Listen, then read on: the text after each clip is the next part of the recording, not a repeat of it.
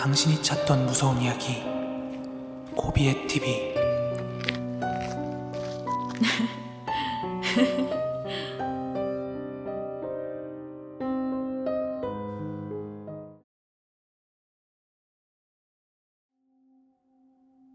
때는 전역하고 부동산 분양업을 할 때였습니다. 23인가 넷, 아마 그때쯤이었을 거예요. 부동산 분양업의 특성상 분양이 100% 완료되어 끝나거나 아니면 일이 안 돼 다른 곳으로 옮겨야겠다고 팀원들이 판단을 하면 서울, 경기, 부산 할 것 없이 분양 일거리를 찾아서 이리저리 옮겨 다닙니다. 그리고 정처 없이 이리저리 돌아다니던 도중 사건은 경기도 양주에서 일어나게 되죠. 전에 하던 곳의 분양일이 잘 되지 않아서 모두 어디로 이동할까 망설이다가 양주가 뜨고 있다는 정보를 입수한 팀장 형님이 다같이 양주로의 이동을 제안하셨습니다. 처음 같이 시작한 팀원들 중 몇몇 형님들은 그만두셨고 저랑 형님 둘, 그리고 누님 한 분, 이렇게 넷이 남아서 양주로 이동하게 되었습니다. 사무실은 양주에 위치한 롯데리아 맞은편에 있는 컨테이너였고 그 옆에 리치마트라는 대형마트가 있었던 것으로 기억을 합니다. 그리고 숙소는 영웅장이라는 여관이었습니다. 아무튼 팀장 형님이 여관에 올라가서 여관 주인과 월 숙박 금액을 조정하신 후에 저희 각자 숙소를 배정받고 이제 짐을 챙겨서 계단으로 올라가는데 카운터 앞으로 마중 나온 주인 아주머니 얼굴이 너무나 이상했습니다. 아이고, 젊은 총각이네 하면서 반겨주시는 아주머니께 인사를 드리면서 얼굴을 봤는데 일본의 경극 배우처럼 새하얗게 칠한 얼굴과 새빨간 립스틱, 그리고 엄청 굵게 그린 아이라인, 게다가 비정상적으로 큰 얼굴에 작은 키. 그 사람을 보자 뭔가 무서운 기분이 들어 대충 인사만 드렸던 기억이 나네요. 그리고 계단을 올라오자 바닥엔 온통 카펫이 깔린 옛날식 여관이 눈에 띄었고 한낮이었음에도 불구하고 온 복도의 불이 어둡게 꺼져 있었습니다. 제가 배정받았던 202호방은 입구 문이 나무로 되어 있었고 그 문을 열면 신발장이 나오고 그 신발장 왼편에 허름한 화장실이 있었습니다. 그리고 또다시 나무 중문을 열면 방이 나오는 그런 옛날 구조의 여관이었습니다. 그렇게 같은 방을 쓰기로 했던 형님 한 분과 함께 짐을 주섬주섬 풀고 있는데 TV 및 장판에 뭔가 갈색깔 얼룩이 굉장히 크게 번져 있는 것을 보게 되었습니다. 처음에는 방 온도가 너무 뜨거워서 그을린 건가? 하고 생각을 했지만 그 이전에 시골에서 그런 그을린 자국을 많이 봤었기 때문에 절대 그런 건 아니었던 걸 제가 알 수 있었습니다. 그래서 이게 뭘까? 하고 짐을 풀고 있을 때 옆방에서 짐을 다 푼 다른 형님 하나가 저희 방으로 넘어오시게 됩니다. 그러면서 저에게 짐을 다 풀었냐고 물으시길래 네, 다 풀었어요. 근데 바닥에 이거 뭐예요? 하는 제 물음에 그 형이 이렇게 대답을 합니다. 이건 사람 피 스민 건데? 여기 누구 뒤졌나 보다야. 이러시는데 그때야 제가 웃어넘기긴 했지만 왠지 등 뒤로 식은땀이 주르륵 흐르더군요. 아무튼 짐을 다 풀고 난 후에 다 같이 점심을 먹고 그날 업무들을 다 마친 후에 각자 숙소로 흩어져 쉬고 있었습니다. 저는 매일매일 꾸준히 유산소 운동을 하고 복귀하는 게 제 스케줄이었기 때문에 밖에 나가서 운동을 하고 다시 숙소로 돌아왔습니다. 그리고 방문을 여니까 같은 방 쓰기로 했던 형님이 주무시고 계시더라고요. 저도 화장실로 가서 옷을 빨고 샤워를 하고 있었습니다. 그런데 샤워를 하다가 자꾸 이상한 한기가 느껴지더군요. 그래서 하고 입김을 내어보니까 진짜로 입김이 났습니다. 그렇게 추운 겨울도 아니었는데 말이죠. 아무튼 샤워를 마치고 바닥에 이불을 깐 다음에 자리에 누웠습니다. 저는 잠이 들락말락 그렇게 한 10여 분 흘렀을까요? 저기 구석 멀리서 톡톡 톡톡톡톡 막 이런 소리가 들립니다. 처음에는 화장실에서 막 샤워타월 같은 게 젖어서 물이 떨어지나? 이렇게 생각을 했는데 그 소리는 점점 갈수록 저희 쪽으로 가까워졌습니다. 어떤 소리인지 표현하기 좀 애매하지만 혹시 바닥이나 책상을 손톱으로 톡톡 리듬 타는 소리 아시나요? 마치 그 소리였던 것 같습니다. 이런 소리요.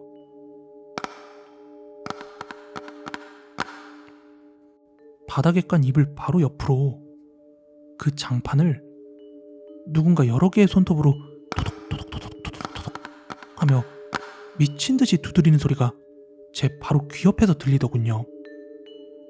저는 소리 지를 겨를도 없이 헙 하며 먹는 숨과 함께 옆에 누워있던 형님에게 안겼습니다. 그런데 그 형님도 몸을 바들바들 떨고 계시더군요. 그리고선 속삭이는 말로 저에게 바로 옆방으로 뛰어가자고 하셨고 저희는 팬티바람으로 옆방으로 뛰어갔습니다. 그렇게 갔는데 그 옆방 쓰는 형님과 누님이 벌떡 일어나서 앉아 계시더군요. 그렇게 그 방에 들어가자 너네 왜 그렇게 식은땀을 흘려? 하며 저희한테 물어보셨고 저희는 조금 전 방에서 겪었던 일을 하나둘 다 이야기했습니다. 그런데 그 방에 있던 형님은 뭔가 이상하다 하시면서 앉아가지고 조금 전에 이야기를 해주셨습니다. 그 형님과 누님이 주무시고 계시는데 그 형님도 그 방에서 가위를 눌리셨대요. 그 가위 눌린 상태에서 눈을 뜨고 발밑에 위치한 TV 위 창문 쪽을 바라보셨는데 손목 2개가 막 창문을 긁고 있더랍니다. 너무 무서워서 속으로 온갖 욕이란 욕은 다 했다고 해요. 그러자 점차 그 손목의 모습이 희미해졌고 형님이 안심하던 바로 그 순간 머리맡에 있던 나무문에서 손톱으로 그 나무문을 막 긁으면서 휘젓는 소리가 들렸다고 합니다. 그러다 화들짝 놀라 깨어났을 때 그 누님이 먼저 일어나서 앉아 계셨다고 해요. 이제 누님의 이야기입니다. 그 누님도 잠이 들었고 누님은 꿈을 하나 꾸시게 됩니다. 롯데리 앞에 저희가 일하는 사무실로 가기 전에 횡단보도가 있었는데 저희 넷이서 그 횡단보도 앞에서 신호를 기다리고 있었답니다. 근데 꿈속에서 그 거리는 안개가 너무 자욱해서 한 치 앞도 안 보일 정도였다고 해요. 차도 하나 없고 사람도 하나 없고 그냥 아무 소리도 들리지 않는 고요한 정적이었다고 합니다.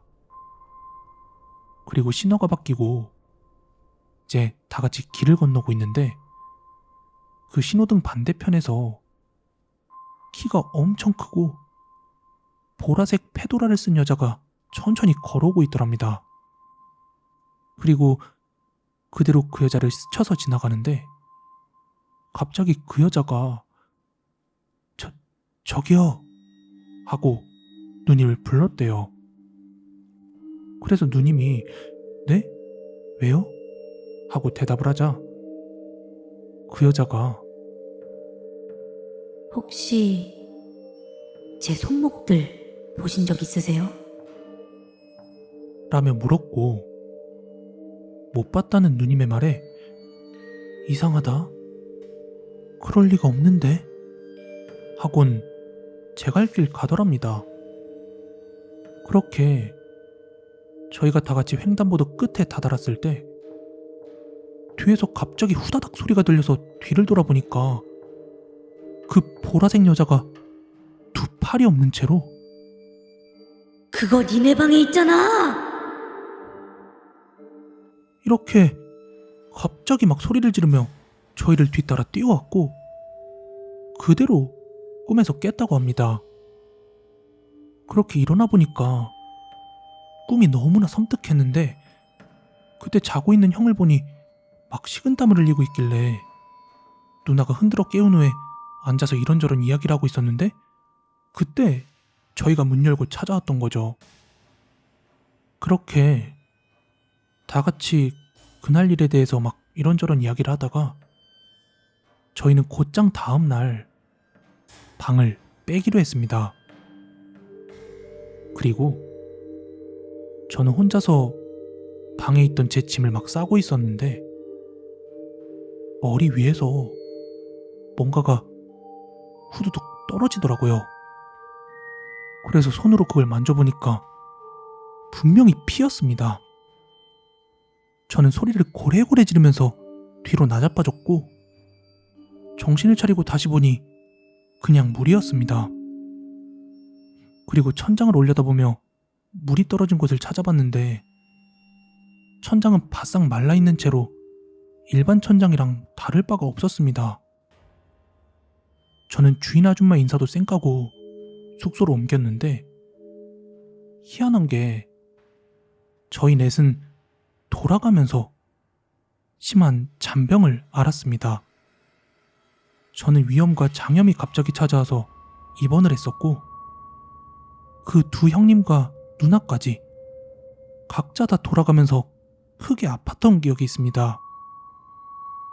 그리고 그 영홍장 여관은 나중에 알고 보니까 조선족들과 세터민들이 월숙박하는 그런 여관이었더군요. 어쩐지 그날 밤 맞은편 방에서 조선족 말투로 막 떠들고 집어던지고 싸우고 그러더니 무슨 일이 일어나도 이상하지 않은 곳일지도 모르겠어요. 이 이야기는 저희 누나가 다녔던 고등학교에서 누나가 직접 겪은 이야기, 그리고 당시 그 학교에서 떠돌던 몇 가지 괴담들입니다. 저희 누나가 다녔던 고등학교는 당시 여자고등학교로 나주 영산강 인근에 위치하고 있는 고등학교였습니다. 어느 학교나 그렇듯 다들 크고 작은 괴담들이 존재하지만 이 학교만큼은 괴담이 없는 게 이상할 것 같은 그런 학교였습니다. 그 이유가 학교 바로 옆에 공동묘지가 붙어있는 학교였거든요. 멀찍이서 보이는 게 아니라 학교에서 불과 10에서 20m 정도밖에 안 떨어져 있는 데다가 그 공동묘지로 들어가려면 학교 정문을 통과해서 가야 하는 그런 희한한 구조였습니다. 그러다 보니 저희 누나가 고등학교 1학년 때부터 관을 운구하는 검은 차들이 막 학교 정문을 통해 드나드는 장면을 종종 한 번씩 봐야만 했고, 또 어느 때는 유족들이 그 공동묘지에서 크게 울고 있을 때면 그 곡소리가 수업 중에 교실로 다 들어올 정도였다고 합니다. 대낮에도 공포스러울 텐데 이런 환경에서 야간 재학습까지 하는 날은 집 돌아가는 길이 완전히 곤욕이었죠. 그리고 이건 누나가 실제로 겪고 와서 집에서 무섭다며 엉엉 울었던 실제 이야기입니다. 때는 누나가 고등학교 3학년 때였습니다. 처음 학교에 입학했을 때는 바로 옆에 있는 공동묘지의 무덤들이며 그리고 여기저기서 들려오는 괴담들이며 좀 낯설고 무섭긴 했지만 3학년쯤 되고 나니까 익숙해져서 그런지 뭐 그냥 그런가 보다 했나 봐요. 그러던 어느 하루는 검은 차량들이 학교 운동장 가쪽을 지나 그 공동묘지로 향하길래 또 누군가 돌아가셨구나 하고 생각을 했대요. 그리고 이후 평소처럼 수업을 듣고 야간 자율학습까지 마치고 학교 시간이 되었는데요. 그때 학생들 다 같이 우르르 학교길에 나섰고, 그날은 누나랑 누나 단짝 둘이서 학생들 무리 가장 뒤에서 걸어오고 있었대요. 뭐 이것저것 챙기다가 좀 늦게 나온 모양이에요.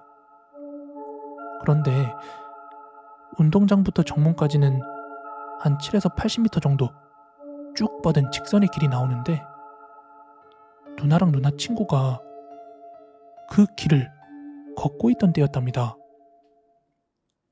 한 발짝 한 발짝 정문으로 걸어 나서고 있는데, 그때 마침 누나 뒤에서 무슨 소리가 나더랍니다. 그런데 그 소리가 뭔가 발자국 소리 같은 건데, 학생들이 걷는 그런 또박또박한 걸음걸이 소리가 아니라 슥슥슥슥 뭔가 발을 끌듯이 그런 약간 이질적인 소리였대요. 그래서 누가 이렇게 걷는 거야? 하고 뒤를 돌아봤더니 눈동자가 없는 어느 할머니가 두 발을 종종 걸음으로 끌면서 상훈아, 상훈아 이러며 누군가 이름을 막 부르면서 찾는데, 누나는 그 순간 진짜 너무 놀라서 줄행랑을 쳤대요. 그런데 그 이유가 누나가 천천히 뒤를 돌았을 땐 그 할머니 얼굴이 완전히 피골이 상접한 뭔가 시체 같은 수준이었는데 눈동자가 없더라는 거예요. 전체가 허연 게. 그래서 주변에 하교하고 있던 다른 학생들도 엄청 놀랐던 모양인데, 나중에 같이 걸었던 그 단짝 친구가 이야기하길, 우리 뒤쪽에 아무것도 없었는데 너 도대체 뭘 보고 그렇게 비명 지르고 도망간 거냐며 누나 혼자만 화들짝 놀랐던 그런 기억이 있답니다. 그리고 또 흔하디 흔한 학교 괴담들 중에서 학교 안에 있는 동상들이 자정만 되면 움직인다, 뭐 그런 괴담들도 있잖아요. 이제는 사람들 누구도 안 믿는 그런 괴담이 되어버렸는데, 누나가 다닌 그 학교에도 동상 괴담이 있었어요. 그런데 다른 학교들과 좀 다른 점이 있다면 그 학교 옆에 있는 공동묘지 있죠. 그 공동묘지에 떡하니 성모 마리아 상이 있었거든요.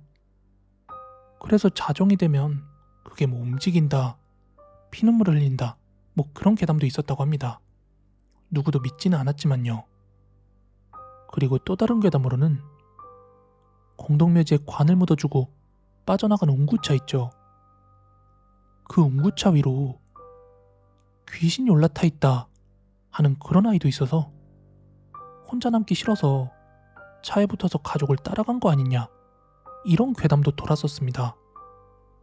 그리고 가장 유명했던 괴담 중 하나가 어느 반에서 음악 시간에 학생들 다 같이 노래를 부르고 있었는데 갑자기 학생들의 노랫소리 사이로 정말 구슬프게 흐느껴 우는 여자의 목소리가 들려서 선생님도 아이들도 수업을 딱 멈췄다는 이야기도 있었습니다.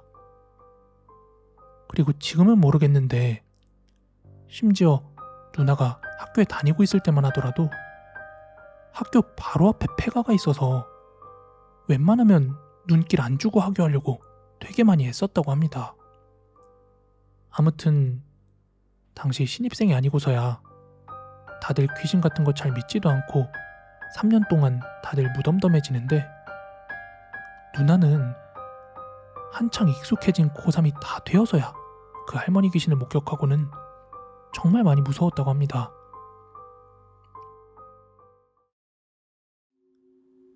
이건 1999년 서울 신대방동에서 겪은 일입니다. 신대방 삼거리 성대시장 위 꼭대기에 보면 달동네 비슷한 곳이 있어요. 제 친구가 당시 거기에서 자취를 하고 있어서 놀러 간 적이 있었는데요. 친구 방 컴퓨터 맞은편에는 다락방이 있었습니다.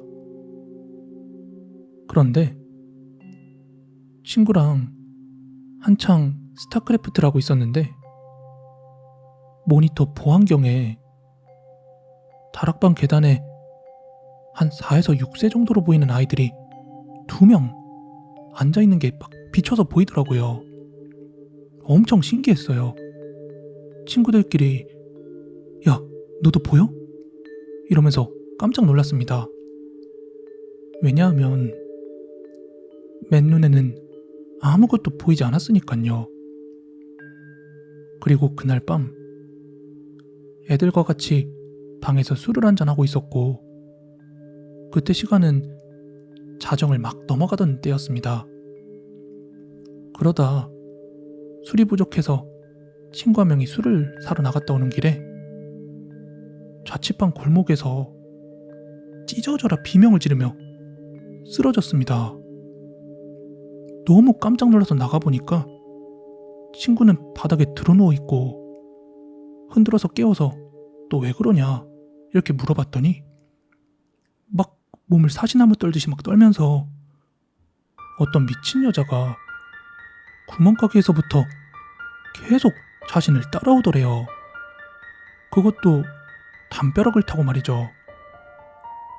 너무 무서워서 막 허겁지겁 뛰어서 도망쳐오는데 집 근처에 다 와서 뒤를 돌아보니까 아무도 보이지 않아서 안도의 한숨을 내쉬는데 그리고 고개를 들자 친구네 집 담벼락 위에서 계속 제자리에서 펄짝펄짝 뛰고 있더래요. 나중에 복덕방에 물어보니까 그 동네가 연탄가스 중독으로 죽어나가는 사람이 종종 나온대요. 그래서 그런지 가끔씩 친구처럼 귀신을 본다는 사람들이 나오곤 했었나 봅니다. 제 친구들은 그 이후로도 3개월을 더 살다가 이사를 나왔고 정말 거짓 하나 없는 실화입니다.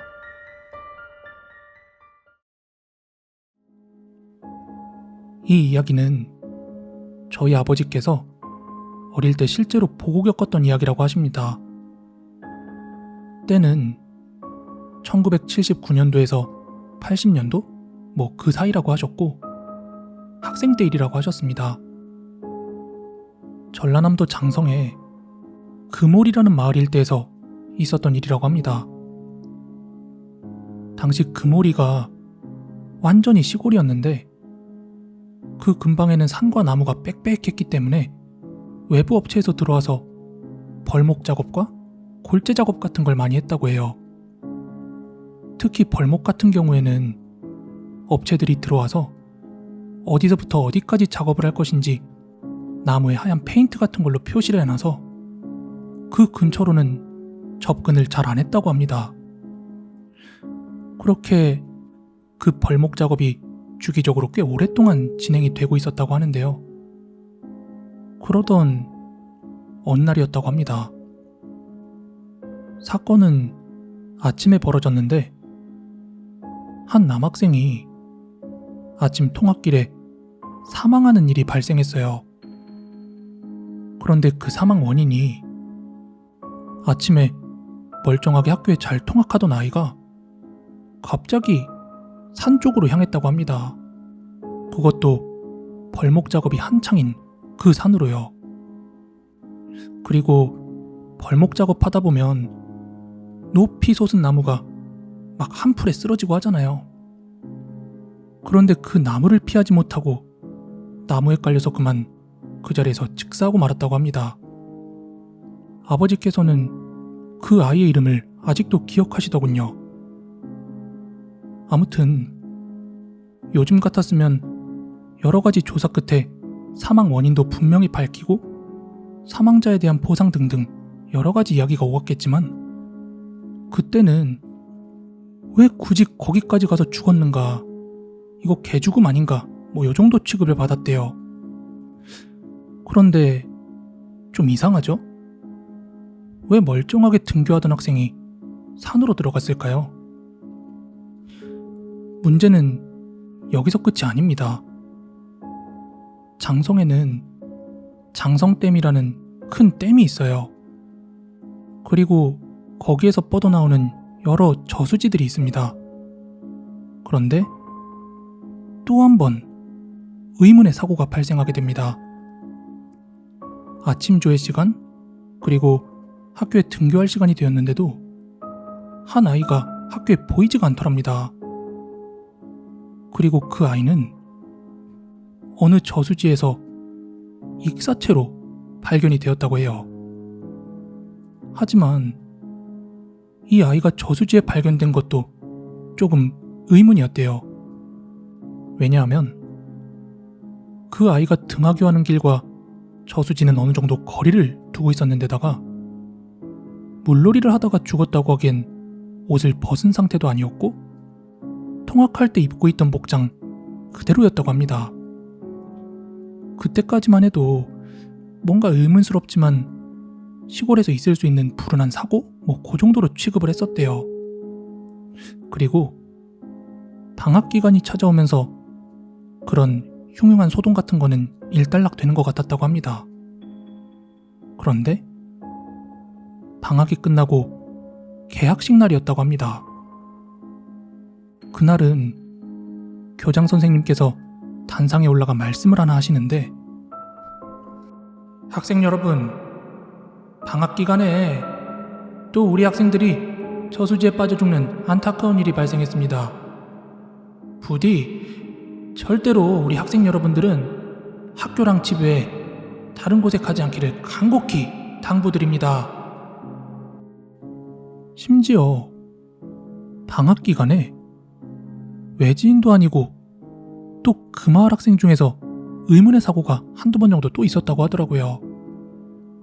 그러다 보니까 동네 일부에서 막 소문처럼 나돌았던 게, 이건 필시 귀신들이 애들을 홀려서 데려가는 거다.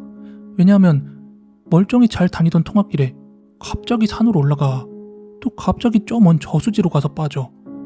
뭐 계속 이런 얘기가 도니까 할머니께서도 그 소문을 듣고 아버지와 고모들에게 항상 서로 손 꼭 붙잡고 통학을 해라, 그러면서 더불어 이걸 꼭 지니고 있으라고 하면서 어디선가 부적을 지어와서 책가방 안에 손수 넣어주셨다고 합니다. 그러던 어느 날이었다고 해요.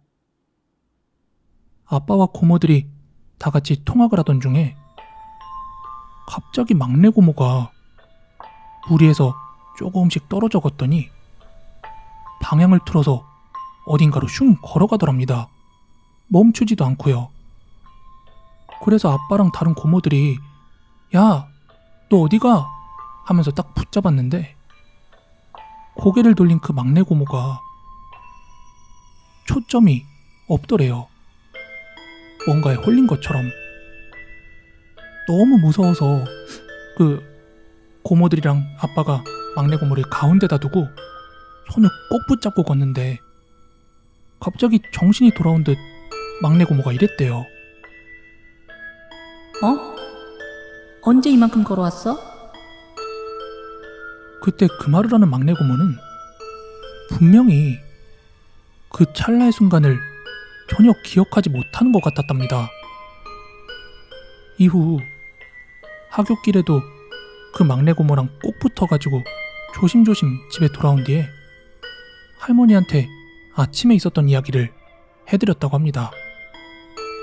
그러자 할머니가 뭔가 이상해하면서 아빠와 고모들의 책가방을 하나 둘 열어보기 시작했대요.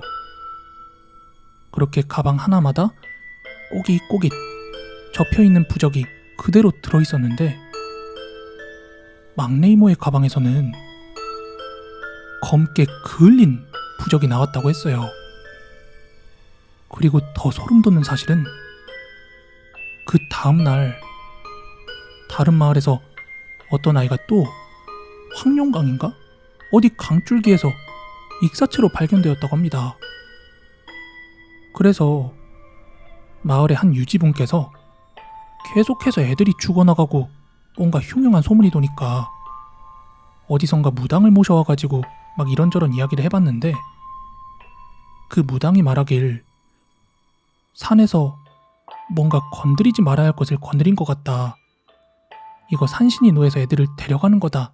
이렇게 말씀하시면서 곧장 향한 곳이 바로 그 벌목 현장이었다고 합니다.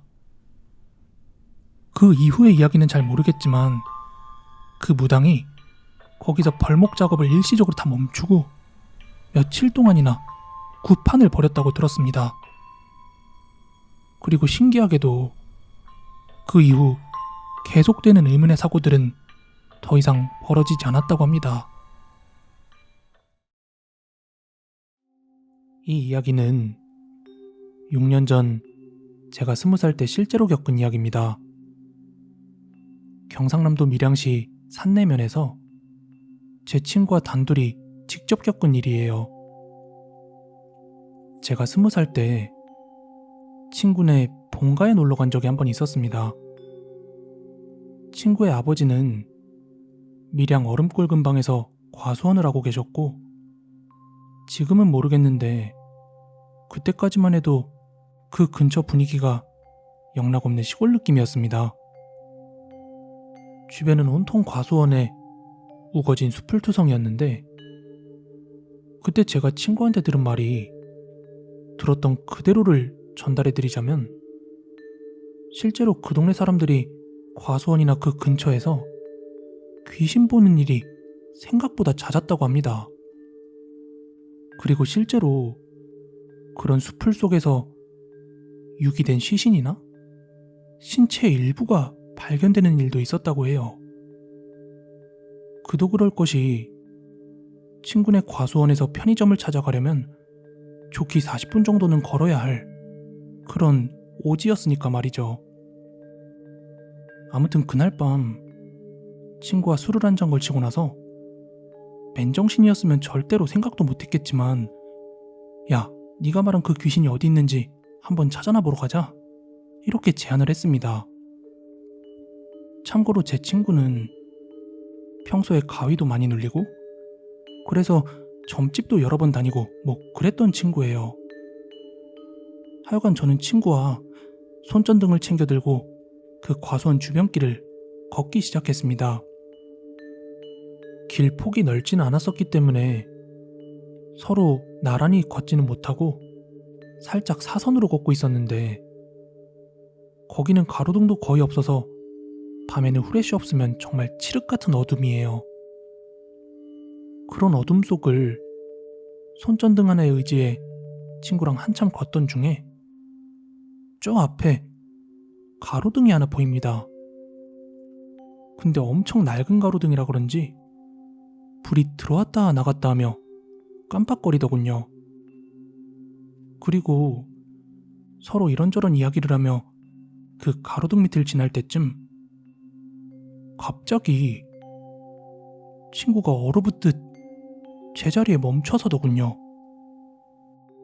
뭐야? 너 왜 그래? 아니 방금 그림자가...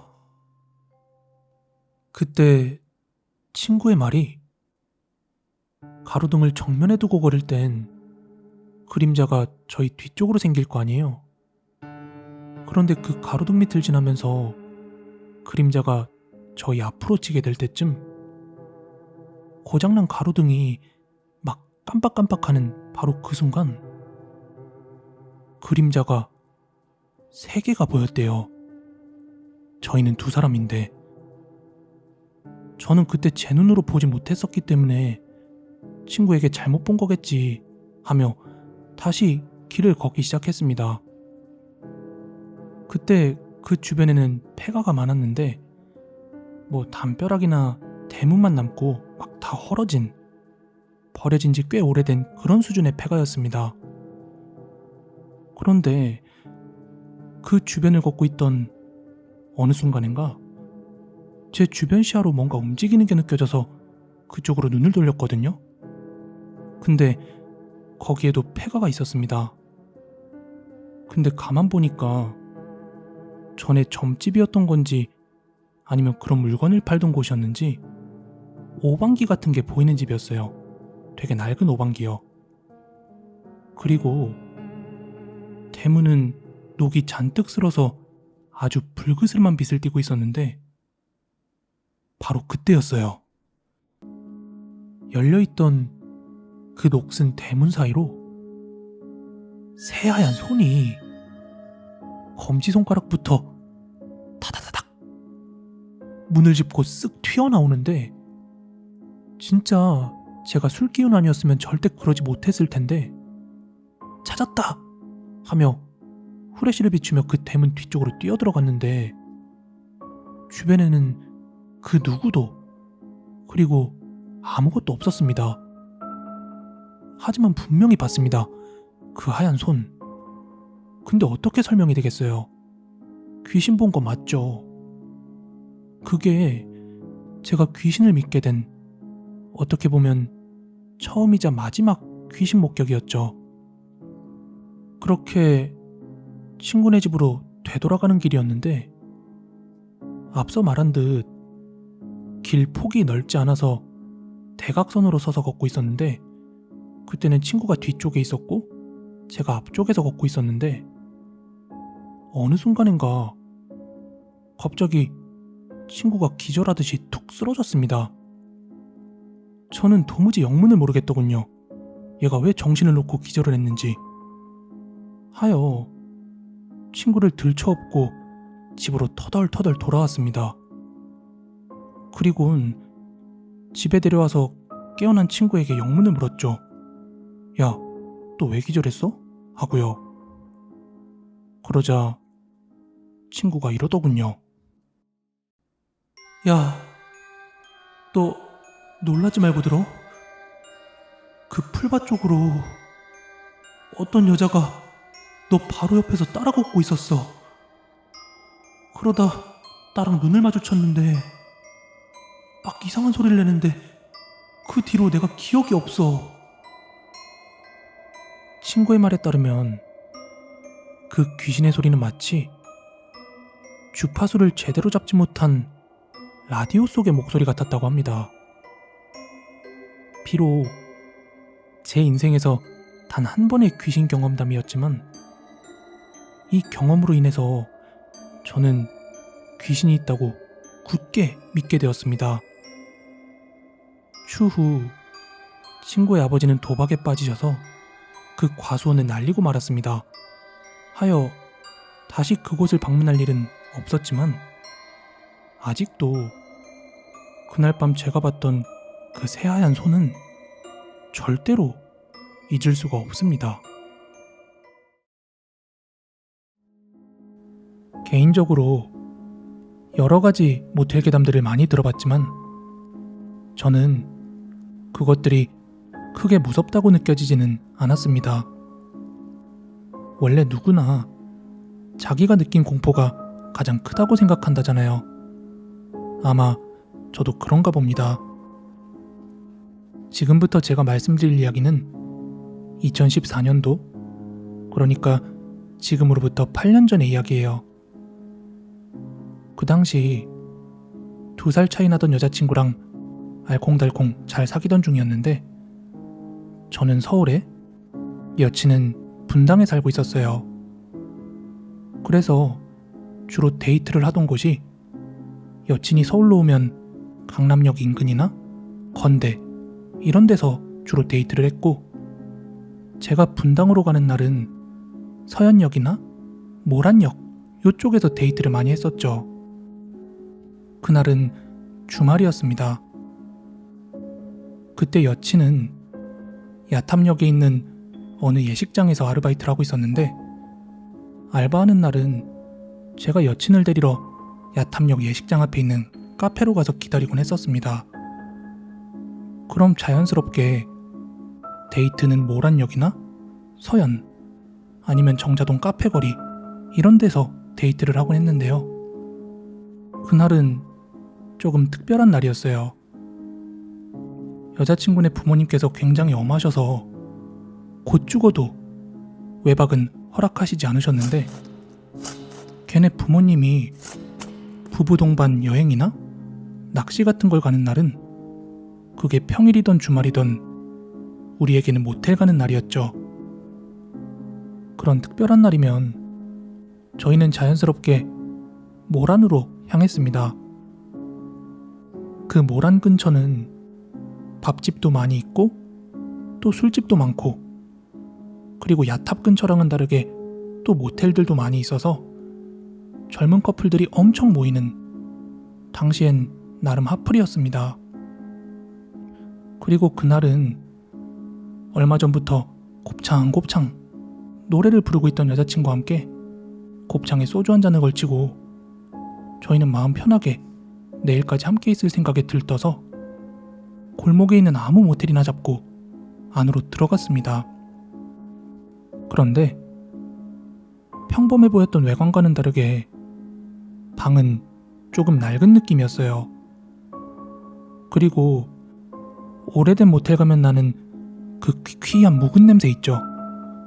그 냄새 또한 코끝에 은은하게 풍겼습니다. 하지만 그때는 한창 혈기왕성한 시절이라 그런지 그런 것 따위는 중요하게 느껴지지 않았습니다. 그렇게 한바탕 거사를 치르고 잘 때가 돼서 서로 나른한 몸을 끌어안고 불을 끈 채 누워 있었습니다. 그리고 시간이 조금 흐른 뒤에 약간 몽롱한 상태로 잠이 들었다 깼다 하면서 몸을 뒤척이던 중에 무언가 소리가 났어요. 뭔가 슬리퍼 끄는 발소리 같은 게 들렸는데 그때는 무서운 생각 1도 없고 그냥 어디서 나는 소리지? 하는 그 정도 생각? 그 잠결의 생각이었지만 지금도 어렴풋이 기억이 납니다. 뭔가 방 안에서 들리는 소리는 아닌 것 같았고 그렇다고 현관 밖에서 나는 소리라기엔 그 슬리퍼 소리가 이 안까지 들릴 리도 없고 그래서 그냥 무신경하게 여자친구를 끌어안고 있었죠. 그러던 중 갑자기 안에 문 좀 열어보세요. 얼른! 어느 아주머니의 목소리로 문을 열어보라며 막 문을 두드리시는데 간밤인데 조심히 물어오는 것도 아니고 문을 되게 세게 두드리시는데 저는 1층에서 키를 주셨던 그 주인 아줌마인가? 이렇게 생각을 했어요.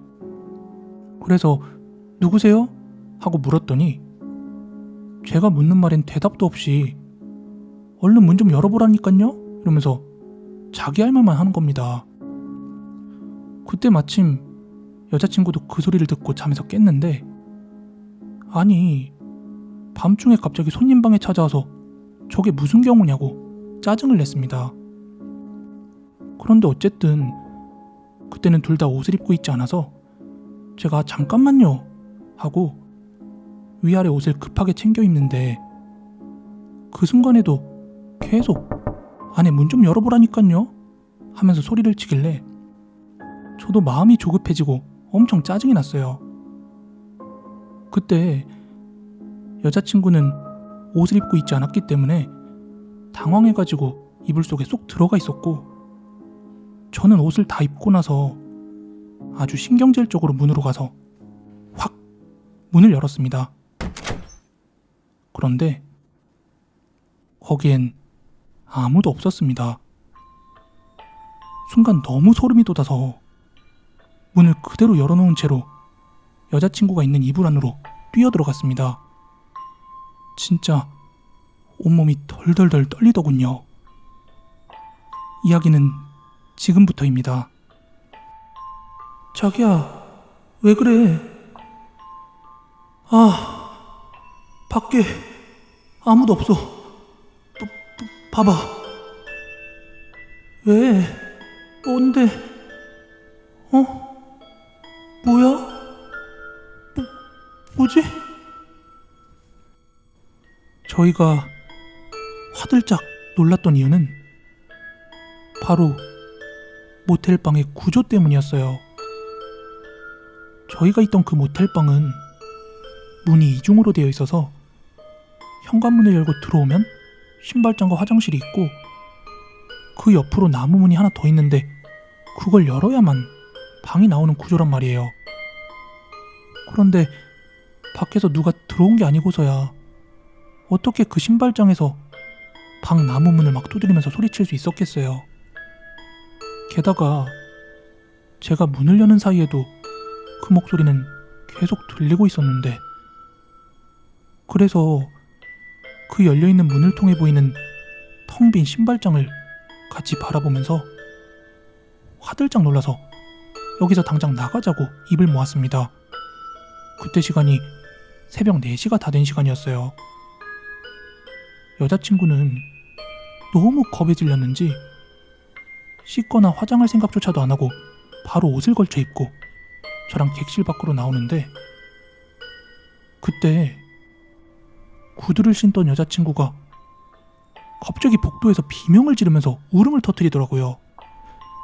이거 진짜 실제로 그 현장에 있어야 그 느낌이 공감이 되실 텐데, 아무튼 여자친구가 겁에 잔뜩 질려 있어서 일단 나가서 이야기하자 하고서 엘리베이터를 탔어요.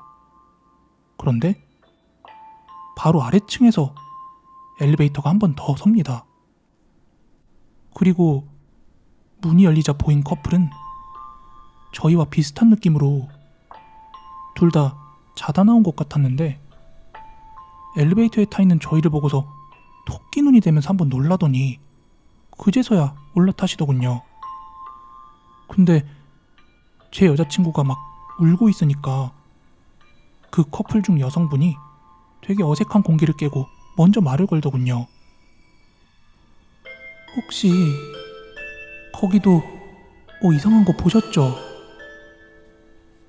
그 말에 여자친구는 말없이 고개를 끄덕끄덕했고, 그 여성분은 자기 남자친구한테 거봐, 여기 뭐 있다니까? 하며 딱 1층에 도착을 했습니다. 그렇게 모텔을 빠져나오는데 아직까지도 그 주인장의 말이 소름이 돋네요. 조심히 들어가세요. 보통은 밤에 숙박 끊고 들어가면 다음날 아침까지 다들 있잖아요.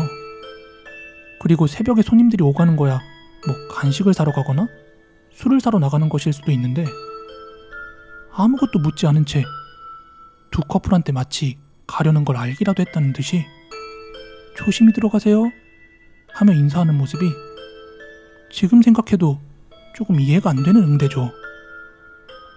그리고 밖에 나온 저는 여자친구에게 아까 복도에서 비명을 지른 이유를 물어봤습니다. 그러자 훌쩍이던 여자친구가 하는 말이 있잖아, 신발 신고 뒤돌아봤는데 문 옆으로 어떤 여자가 고개 빼꼼히 내밀고 쳐다보고 있었어. 나 이제 이 동네 못 올 것 같아. 무서워. 100% 실제 이야기고, 이날 이후 저희가 외박 가능한 날은 무조건 서울에서 시간을 보냈던 기억이 있습니다.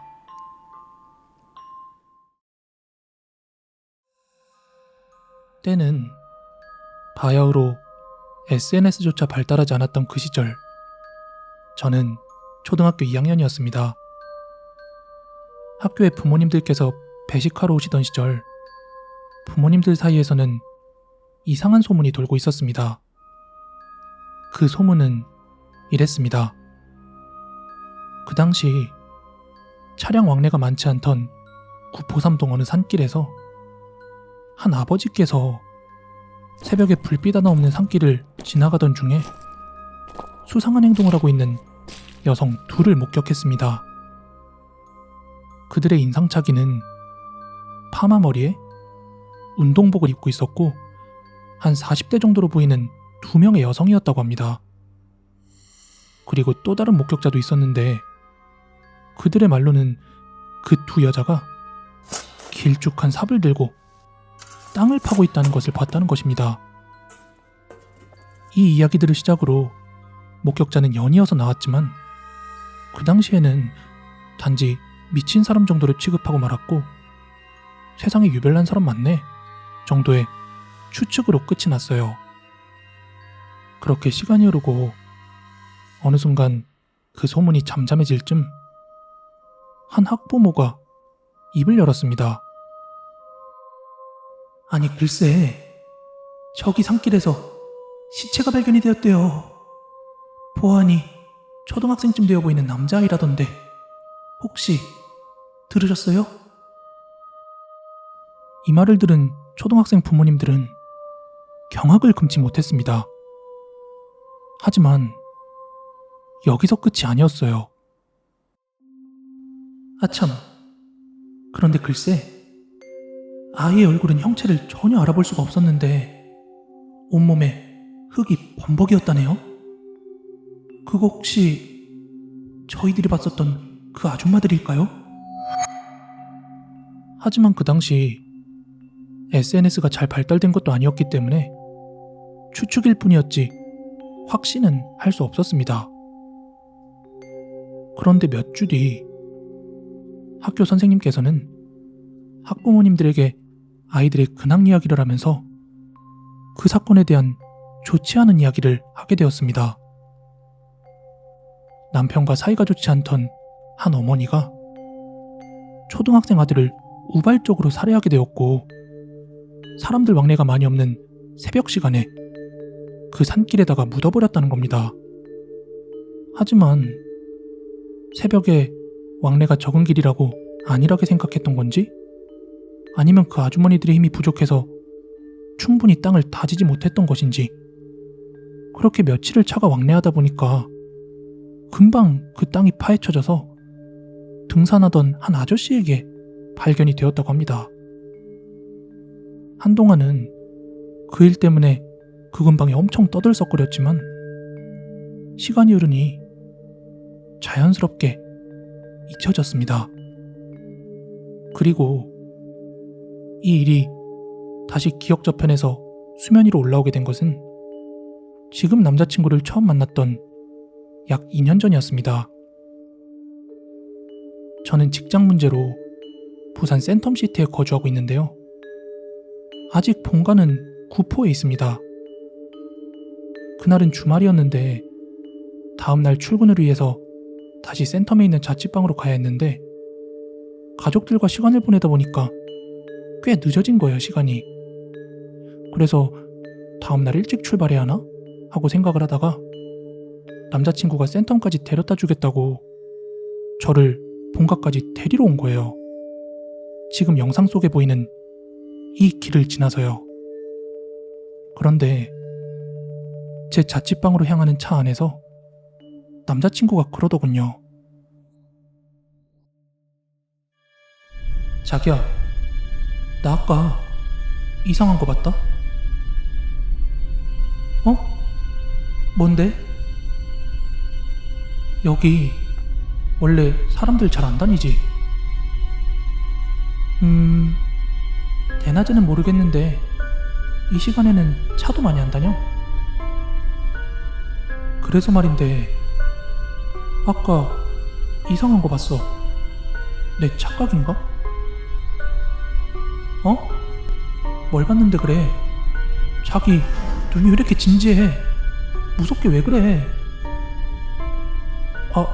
아니 그게 아니라 나는 분명히 내 앞에 사람을 전혀 못 봐서 쭉 계속 운전해왔단 말이야. 그런데 어느 순간 내 차 뒤쪽으로 어린애가 하나 서 있더라고. 부모도 없이 이 어두운 시간에 여기를 돌아다니는 게 이상하지 않아?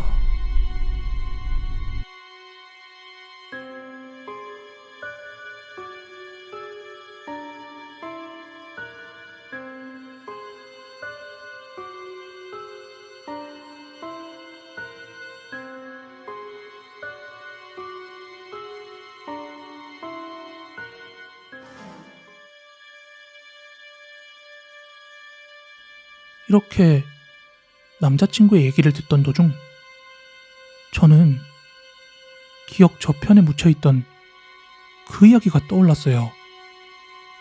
왜냐하면 그때 그 사건이 정확히 이 산길에서 벌어진 일이었거든요. 지금이야 길이 포장되어 있지만 그 사건이 있을 당시만 해도 비포장길이었어요. 게다가 남자친구가 그 이야기를 알고 장난을 친다고 생각하기도 어려웠던 게 이 동네에 오래 산 사람들 중에서는 그때 이야기를 아는 사람들이 줄곧 있었지만 남자친구는 이 동네 사람이 아니라서 그 이야기를 절대 알 리가 없었거든요. 2년이 지난 지금도 여전히 이 길을 왔다 갔다 하는 중인데 어둑어둑한 이 길은 아직도 너무 무섭습니다. 우리 아버지 역시 이때 일을 선명하게 기억하셔서 여전히 이 산길을 지날 때면 그날의 기억이 새록새록하다고 합니다.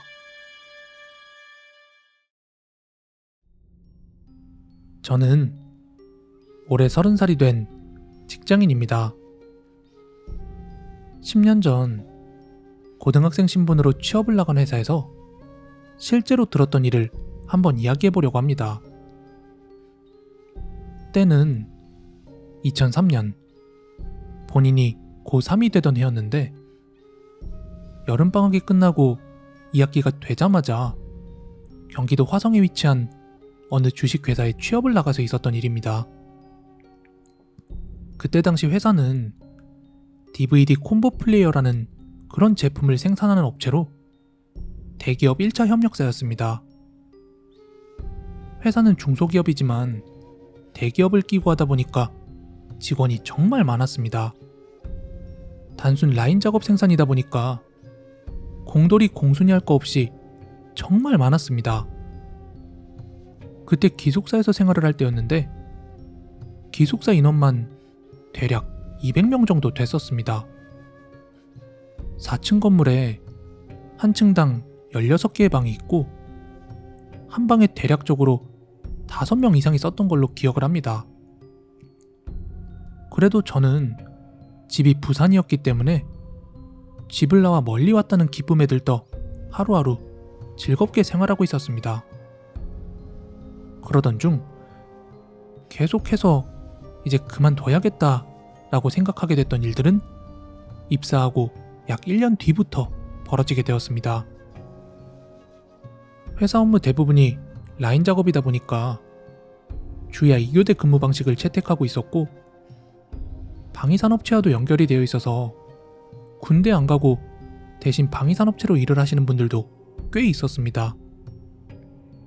그렇게 입사 후 정직원이 되고 한 1년 정도 지났을 때 회사에 저보다 3살 많은 형이 방위산업체로 저희 회사에 입사하게 되었습니다. 근데 그 형이 저희 방으로 배정받고 들어왔는데 들어온 순간부터 좀 거리감이 들었습니다. 대구에서 왔다고 들었는데 입은 서세원 씨처럼 좀 비슷하게 쭉 튀어나 있었고 얼굴은 길고 긴 말상이라고 볼 수 있습니다. 근데 처음부터 계속 잘못 들어온 것 같다는 둥, 여기가 아니라는 둥, 이상한 소리만 계속했습니다.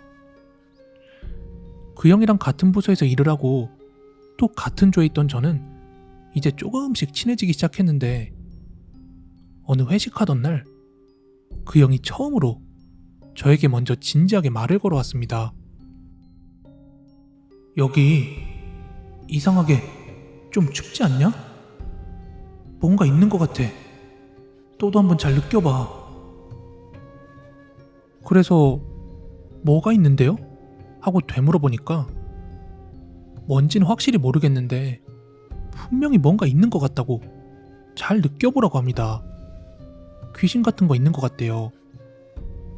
근데 저는 신기는커녕 귀신에 대해서 전혀 보고 느낄 수 할 수 없는 사람이기 때문에 전혀 그런 걸 느낄 리가 없었죠. 근데 주변에서 그런 이야기하는 사람이 처음이었기 때문에 좀 신기하기도 하고 재밌기도 해서 형한테 물어봤습니다. 형, 혹시 신기 같은 거 있냐고. 그래서 귀신 같은 거 이런 거 볼 수 있냐고요. 그랬더니 본인이 신기는 아닌데 그냥 가끔 헛것 비슷하게 그런 걸 자주 보고 본인이 굉장히 촉이 좋답니다. 그래서 뭔가 있는 것 같으면 자기 딴에는 이제 촉이 온대요. 근데 이후에 이제 분명히 뭔가 있다 이렇게 말만 하고 다른 거에 대한 언급은 없길래 그냥 하는 소린가 보다 하고 넘겼어요. 그리고 얼마 후였습니다. 이제 같이 야간에 근무를 하는데 야간에 근무를 하게 되면 12시 30분에 밥을 먹습니다. 그래서 12시 반에 식사를 하기 위해 조원들과 함께 식당으로 걸어가고 있었는데 그 형이 보이지 않는 겁니다.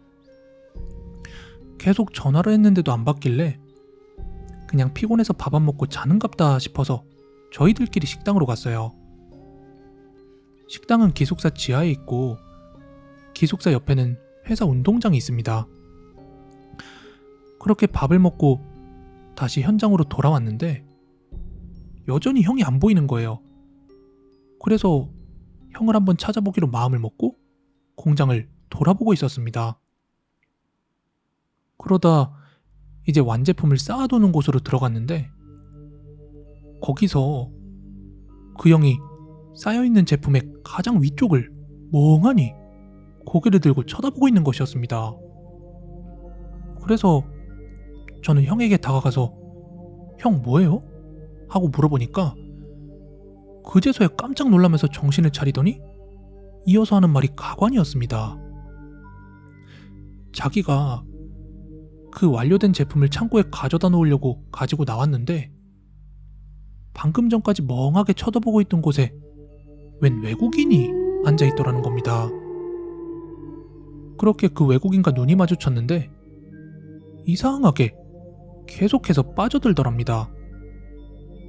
그래서 잠깐 보고 있는 사이에 제가 말을 거니까 그제서야 화들짝 놀라서 저를 쳐다본 거라고 하더군요. 그런데 아시다시피 형이 없어진 건 벌써 1시간이 훨씬 넘었을 때였습니다. 밥 먹기 전 일할 때부터 안 보여서 밥 다 먹고 쉬는 시간 끝나갈 때쯤에 제가 봤으니까 근데 그 형은 그 시간이 아주 잠깐으로 착각을 하고 있었던 겁니다. 분명히 뭐에 홀린 거겠죠. 그러고 다시 돌아봤을 땐 그 위에 아무것도 없었답니다. 그렇게 그게 지나가고 얼마 뒤에 그 회사에서 20년 이상 근무했던 저희 반장님께서 이상한 소리를 하는 걸 제가 듣게 되었습니다. 그때도 술을 한 잔 걸치고 얘기하고 있었는데 회사가 털을 잘못 잡았다고 당장 그만둬야겠다고 그러시길래 제가 왜 그러시냐고 그랬더니 회사 뒤에 담이 굉장히 높은데 그 뒤쪽이 공동묘지랍니다. 저는 1년도 넘게 모르고 있던 사실이었죠. 아니, 모르는 게 당연합니다. 방금 말한 그 회사 뒤쪽으로의 담이 좋기 5m는 넘었으니까요. 그 공동묘지를 보려면 건물 옥상에나 올라가야 볼 수 있는데 저야 거기에 올라갈 이유가 없었으니 여태 몰랐던 거죠. 그렇게 멘붕이 오고 있는데 반장님의 얘기는 가히 놀라웠습니다. 그 담을 왜 그렇게 높게 쌓았는지 아냐고 물어보시는데 저희야 당연히 모른다고 말씀을 드렸죠. 그러고서 해주시는 말씀이 원래 회사 앞까지 전부 공동묘지였다고 합니다. 그런데 회사를 차리기 위해서 땅을 사모으고 하면서 이제 묘지들을 하나둘씩 이장하고 했지만 연고지 없는 몇몇 무덤 때문에 굉장히 골치가 아프던 중 특단의 조치로 일단 공사를 시작하자 하고 얘기가 나왔었답니다. 그래서 공사를 시작하게 되었고 공사 도중 나오는 유골들을 분리하지 않고 그냥 모아서 한 번에 다 처리를 했다고 하더군요. 근데 그걸 어떻게 처리했는지에 대해서는 말을 안 해줘서 저도 잘 모르겠습니다. 그렇게 그것들을 처리하고 회사가 완공되고 이제 회사가 가동되기 시작한 순간부터 계속해서 이상한 일이 일어났답니다.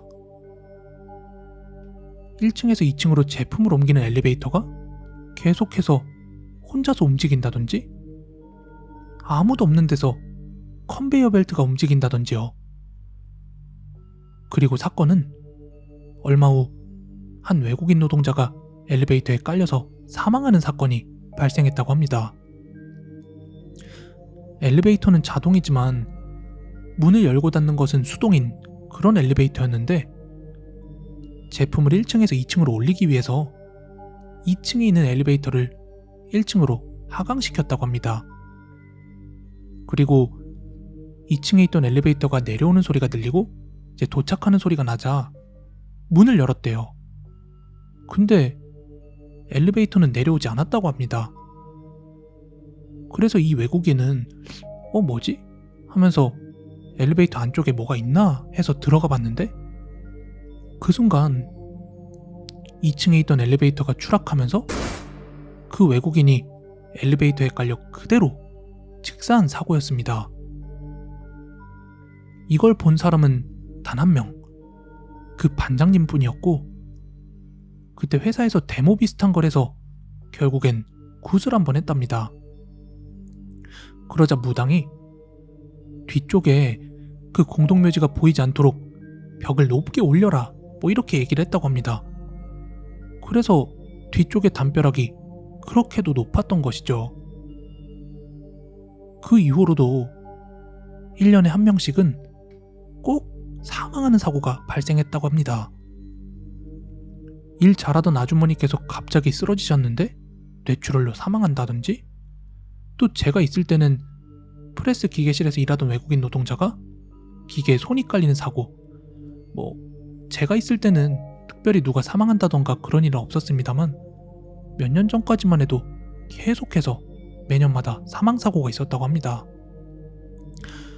그 벽을 올리고 나서는 사망사고가 많이 줄었지만 그래도 크고 작은 사고들이 잇따라서 일어났다고 합니다. 그 연고지 없던 분들의 한이 회사에 그대로 서려서 이런 일이 일어난 게 아닌가 하는 생각이 들고요. 그리고 그때 그 형이 완료품 창고에서 본 그 외국인은 그때 엘리베이터에서 깔려 죽었던 그 외국인 아니었을까요? 알 수는 없지만 제가 회사를 그만두는데 가장 크게 작용했던 그런 이유들입니다.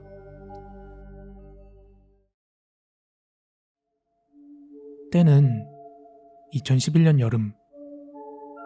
모처럼 여름방학 기간에 원치 않는 휴가가 생기는 바람에 저는 자취방에서 뒹굴뒹굴거리고 있었고 항상 켜두었던 TV에서는 곧 태풍이 올 거라는 뉴스의 멘트가 들려왔습니다.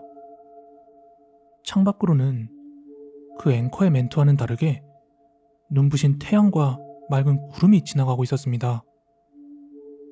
대학생활에 찌들렸던 저에게는 새로운 경험이 필요했었고 저는 문득 무작정 배낭여행을 가야겠다고 생각을 했습니다. 한창 두려울 것 없던 청춘이었던 저는 그 길로 간단한 짐과 버스비만 챙긴 뒤에 무전인 상태로 터미널로 향했습니다. 터미널에는 휴가철이라 그런지 많은 사람들로 붐비고 있었고 목적지도 정하지 못한 저는 그저 버스 운행표만 멍하니 바라보며 서 있었죠. 그러다 왠지 모르게 제 눈에 띈 구례라는 글자에 꽂혀버린 저는 매표소에 들러 출발 시각을 알아보고 표를 샀습니다. 딱 20분 남았더군요. 아무런 계획도 없이 즉흥적으로 나온 터라 저는 아무 생각도 없었습니다.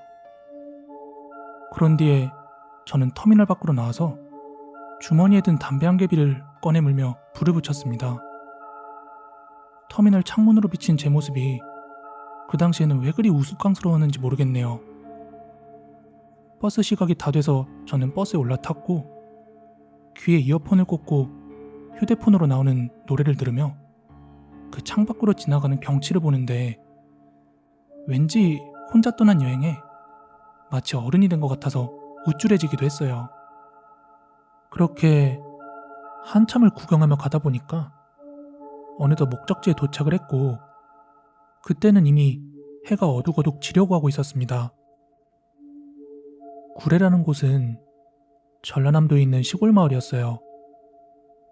뒤로는 지리산이 보이고 앞으로는 넓은 평야가 있었고 옆으로는 섬진강이 흐르고 있었습니다.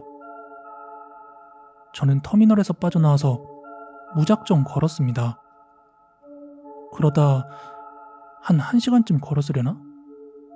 강의 상류 쪽인 것 같았고 거기엔 강을 끼고 작은 마을이 형성되어 있었는데요. 저는 자연스레 그 마을로 들어간 뒤 마을 회관으로 향했습니다. 거기에는 어르신들께서 옹기종기 모여서 푹푹 찌는 더위를 피하고 계셨습니다. 저는 아무것도 돈도 들고 있지 않았었기 때문에 기본적으로 숙식할 곳이 필요했었고 제 사정을 들으신 어르신들께서는 오늘은 회관에서 쉬고 내일 가라 이렇게 말씀하시더라고요. 그래서 저는 오늘만 여기에서 푹 쉬고 내일은 여기 일거리를 돕고 나서 버스비만이라도 얻어가야겠다 하고 생각을 했습니다. 그땐 시골이라 그런가 6시만 돼도 엄청 깜깜했었고 저는 밥을 먹은 뒤 그대로 잠이 들었습니다. 그리고 다음날 제 계획은 모두 어긋나 버렸습니다. 밤새도록 폭우가 왔고 오후 늦은 시간이 되도록 비는 그치지 않았습니다. 결국 하루를 더 신세를 지게 되었고 어르신들과 이런저런 얘기를 하며 하루를 더 보낸 뒤에 그 다음날 새벽이 되어서야 비가 그쳤습니다. 이제 일을 도와서 버스비만 얻어 다시 집으로 돌아가야겠다는 생각을 하고 있을 찰나에 동네가 엄청 시끌시끌한 거예요. 그래서 다 같이 한번 나가보니까 한 할머니께서 강가에 감아둔 멱을 가지러 가다가 그대로 물에 휩쓸려 떠내려갔다는 겁니다. 119 구조대원들이 있었지만 시골이라 그런가 인원도 몇 명 없었습니다. 그러던 중 간부급으로 보이는 한 구조대원님께서 저를 보더니 잠깐 도와달라며 부르셨습니다. 그때 저는 수중에 땡전 한 푼 없었기 때문에 약간의 수고비를 주겠다는 말에 흔쾌히 수락을 했습니다. 그리고 라이프가드 자격증을 딴 지 얼마 되지 않은 터라 자신감에 넘쳐 있었던 것 같아요. 당시에 저희가 있던 곳이 강의 상류 쪽이었던 터라 유량과 유속 등을 체크하고 시신을 찾으러 갔는데 이미 시간이 많이 흐른지라 대부분이 할머님은 익사했을 것이라고 추정하더라고요.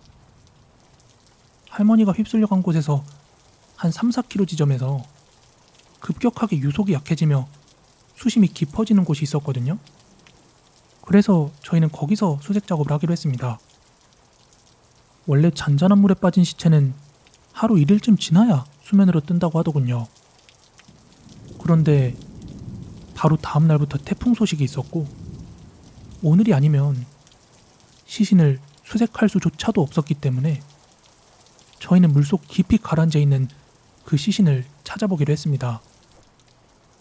당시 거기의 수심이 한 7m 정도는 됐을 겁니다. 지금 생각해보면 미친 짓이죠. 구명조끼를 입고 보트에 타자 무작정 대략 한 4-5m 정도 돼 보이는 대나무 같은 짝대기를 주고서는 보트를 타고 돌아다니면서 강바닥을 막 휘저으면서 뒤지라고 하더군요. 물론 전문 스쿠버 장비를 낀 구조대원들이 잠수해서 수색을 했지만 워낙 시야가 안 나와서 쩔쩔 매고 있었습니다. 수면은 잔잔했는데 강속은 마치 누가 잡아당기듯이 막 소용돌이 치고 있었습니다. 수영장 수영에 익숙했던 저로서는 신세계였어요. 그렇게 이리저리 돌아다니며 강물에 짝대기를 넣고 휘저은 지 1시간쯤 넘었을 거예요. 그런데 갑자기 손끝으로 뭔가 툭 걸리는 느낌이 들었습니다. 지금 생각해도 그 손가락 끝의 떨림을 잊을 수가 없습니다. 미친 듯이 놀라 소리를 지르며 구조대원들을 불렀고 그 구간에 잠수해서 수색을 하는데 결국 발견이 되었습니다.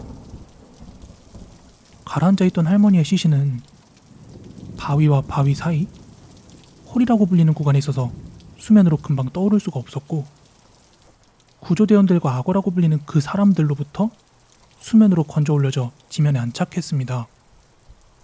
그런데 무슨 용기였을까요? 아니면 그저 호기심이었을까? 저는 건져낸 그 시체를 자세히 보게 되었는데 얼굴이 물에 불어 아주 호떡처럼 커 보였고, 눈은 주먹만 했고, 코는 흘러내려 없는 상태였습니다.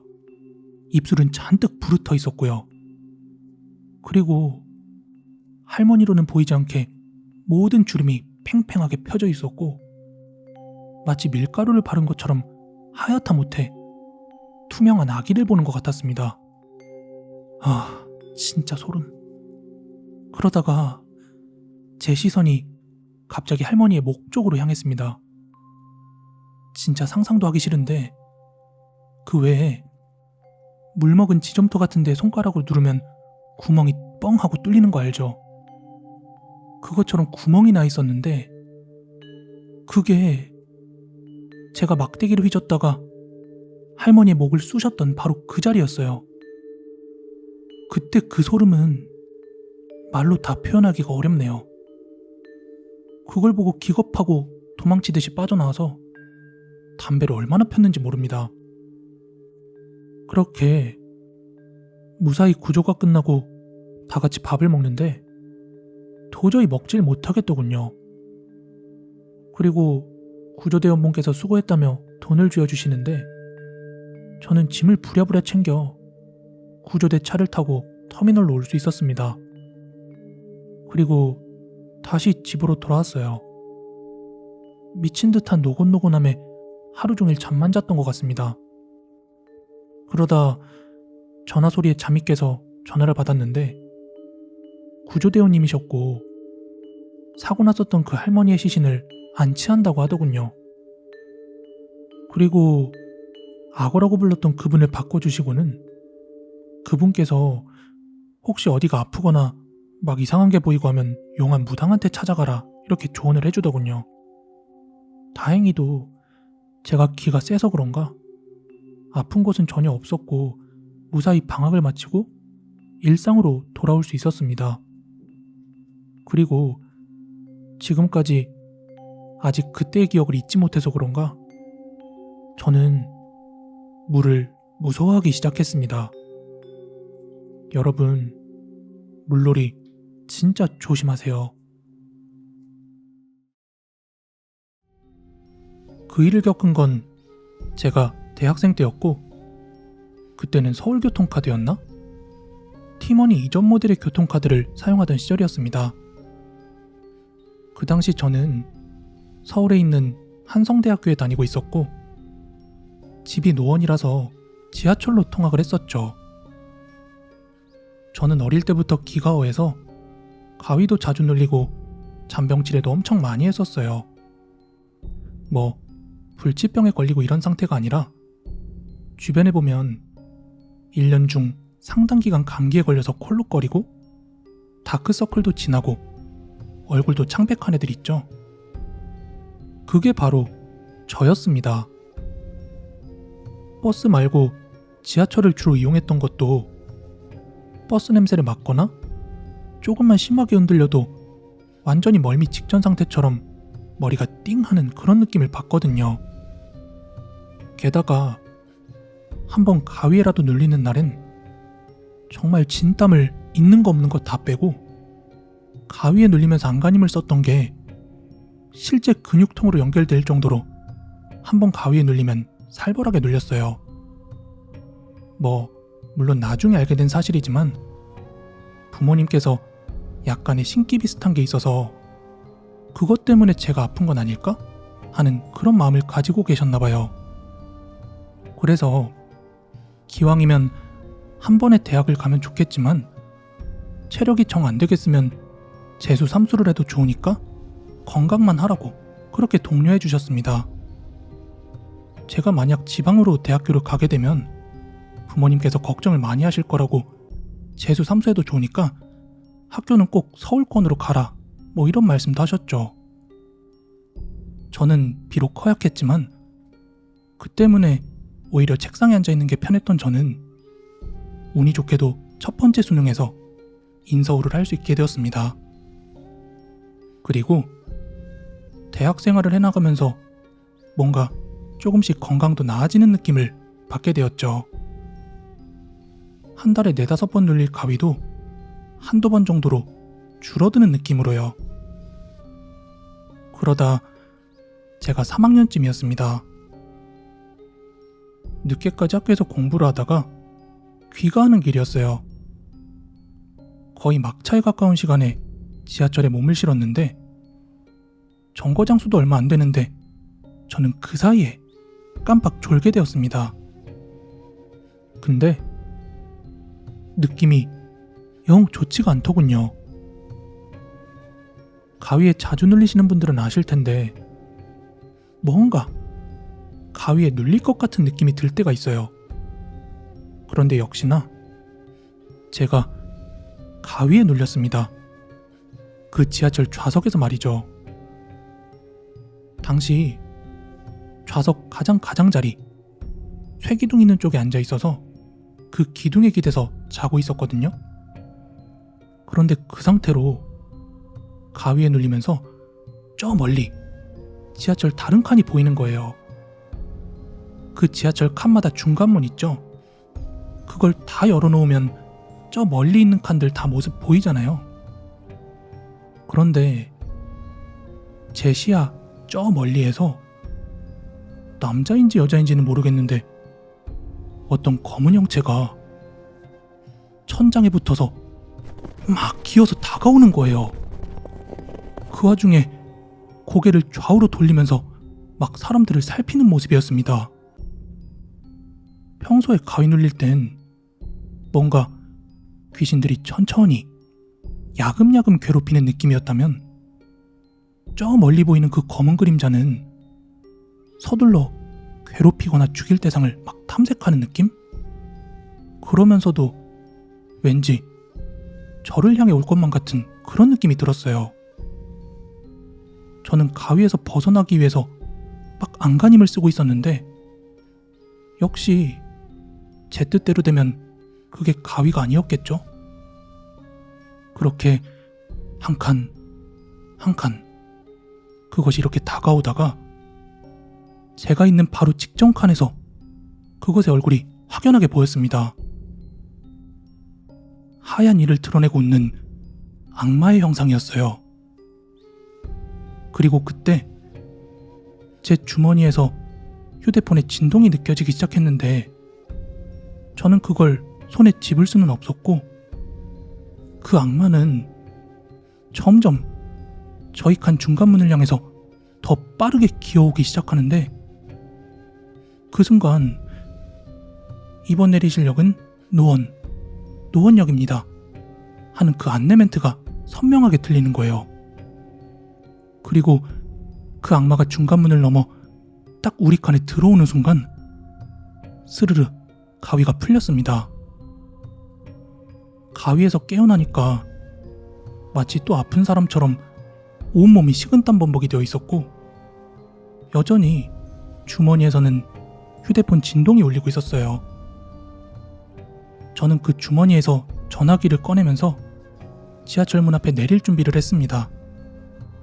그리고 그 전화는 엄마였고 전화를 받아들자 소연아, 너 왜 이렇게 전화를 안 받아? 너 지금 어디야? 엄마, 나 이제 노원역에서 내리려고. 그리고 그 순간 저희 칸 중간문 바로 옆에 있는 노약자석에서 어떤 할아버지가 갑자기 여러 차례 끓는 기침을 하더니 그대로 의식을 잃고 쓰러지셨습니다. 노원역에 도착해서 문이 열린 뒤에 주변에 있던 분들이 그 할아버지를 들쳤고 같이 내리셨는데 저는 조금 전 가위 눌릴 때 그 마지막 장면이 생각이 나며 너무너무 소름이 돋더라고요.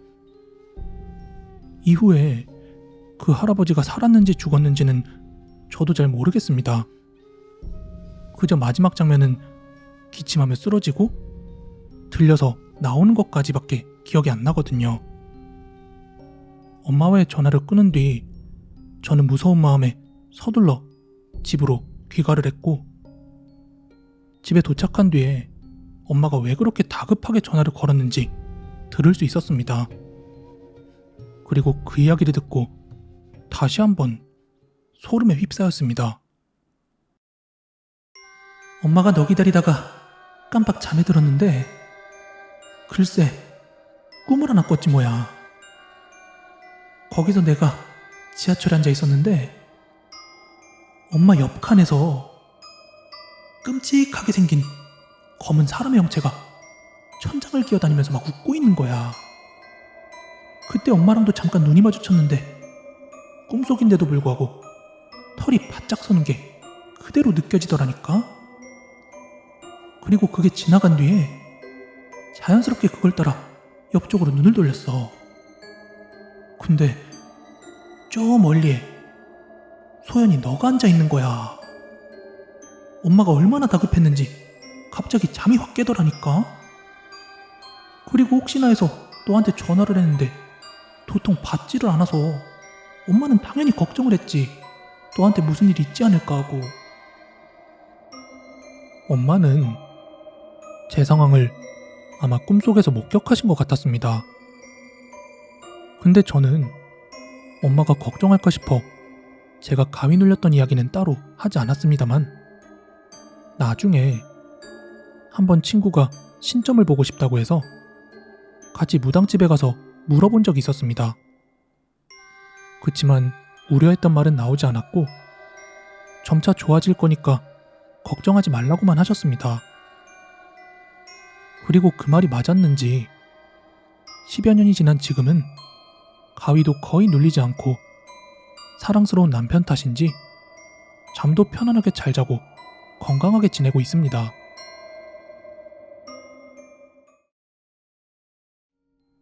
요 근래에는 열심히 밤낚시를 다니고 있지만 과거 한때 제가 밤낚시를 접을 수밖에 없었던 소름 돋는 귀신 목격담을 이야기해 드릴게요.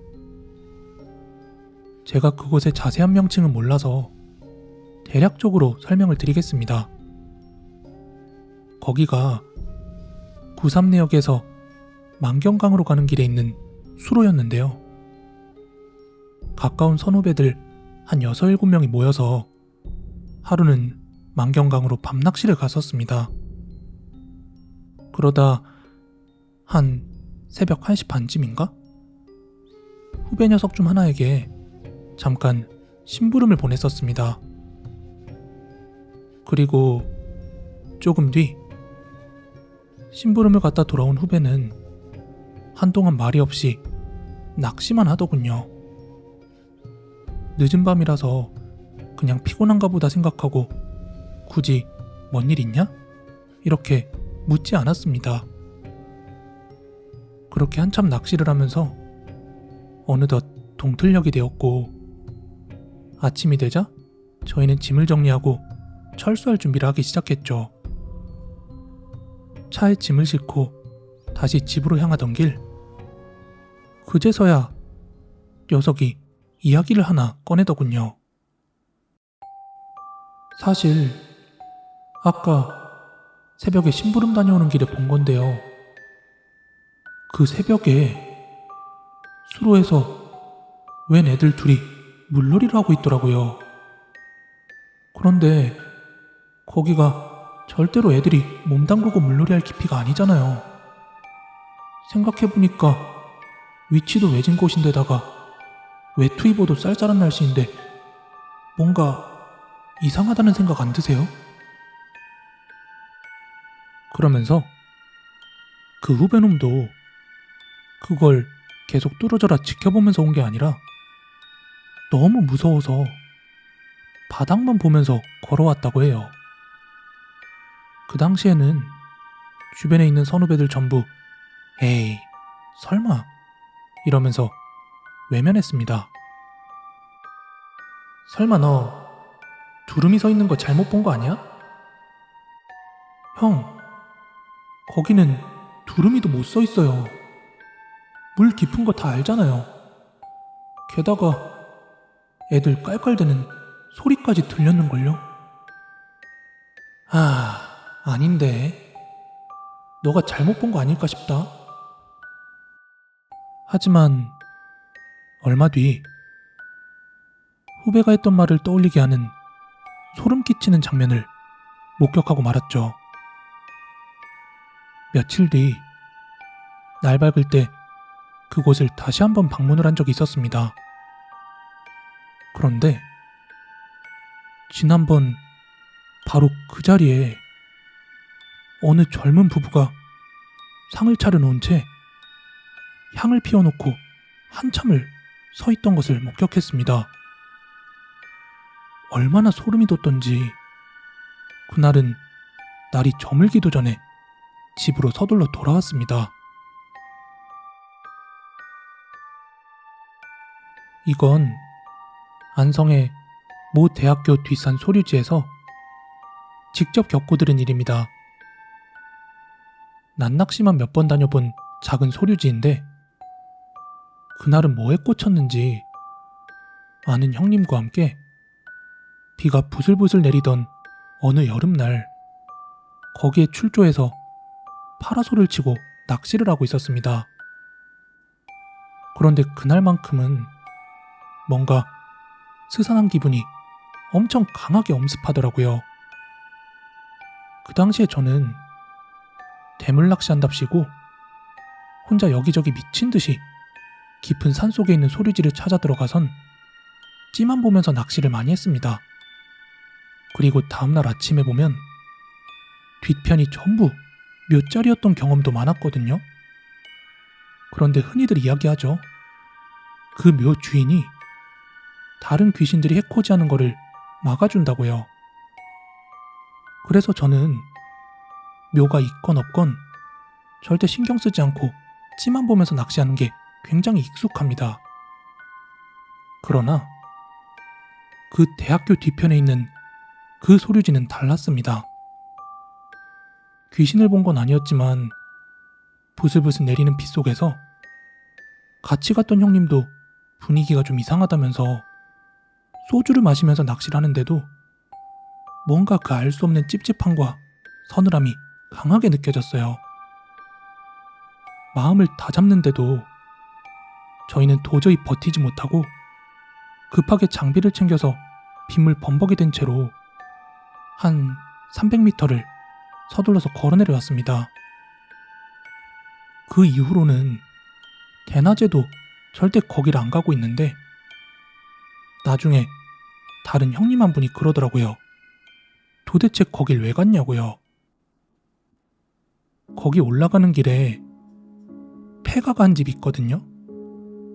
근데 그 집 딸이 남자랑 뭐 이러쿵저러쿵 하다가 집안의 결혼 반대로 인해서 스스로 목숨을 끊었대요. 그런데 그 여자의 시신을 끄집어낸 자리가 바로 그 소류지였다고 합니다. 게다가 딸을 건져낸 뒤에 그 아버지는 소류지 올라가는 길에 있는 밤나무에서 주름에서 자살을 했대요. 그래서 90년대 낚시꾼들은 그거 알고 절대 안 가는 곳인데 왜 굳이 거기까지 찾아 올라갔냐 이렇게 얘기를 하는데 다른 몇몇 사람들에게 물어보니 자기들도 들어본 적이 있다는 걸로 봐선 완전히 소설은 아닌 듯 합니다. 그럼 저희가 느꼈던 그 찝찝한 기분도 다 이유가 있었던 거겠네요.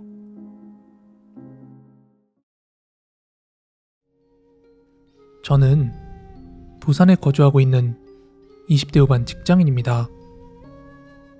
제가 예전에 귀신에 들려서 무당집 갔었던 일을 한번 제보해 보도록 할게요. 제가 갓 20살이 되었을 때 이제 지긋지긋한 고등학교 생활도 끝났겠다. 하루가 멀다 하고 친구들과 서면역으로 넘어가서 술 먹고 밤늦게 집에 들어오고를 매일같이 반복하고 있었습니다. 그러던 어느 하루는 서면역에서 늦게까지 놀다가 같이 합석해서 분위기 좋게 놀던 여자애들이 있었는데, 얘네들이 갑자기 분위기를 파하고 집에 간다고 해서 아, 오늘도 헛탕이구나 이러고 있는데, 친구가 자기네 집에 가서 게임이나 하다 자자고 하면서 자기 집으로 가재요. 그래서 새벽바람 좀 맞으면서 술도 좀 깨고 할 겸 당시 친구네 집이 서면 근처에 점포동이라고, 거기 언덕 중간에 있는 집이라서 그 점포동까지 걸어가기로 했습니다. 그때 친구네 집은 한 번도 가본 적이 없었지만 수능 끝나고 자기 방을 게임방처럼 만들어놨다고 해서 약간 기대심을 가지고 출발을 했죠. 그렇게 한참을 걸어서 친구네 집을 한 50m 정도 남겨두고 있을 쯤 친구가 어느 좁은 골목 틈에 담벼락 같은 벽을 하나 가리키면서 저한테 이러더군요. 야, 우리 동네 사람들 저기서 귀신 엄청 많이 봤대.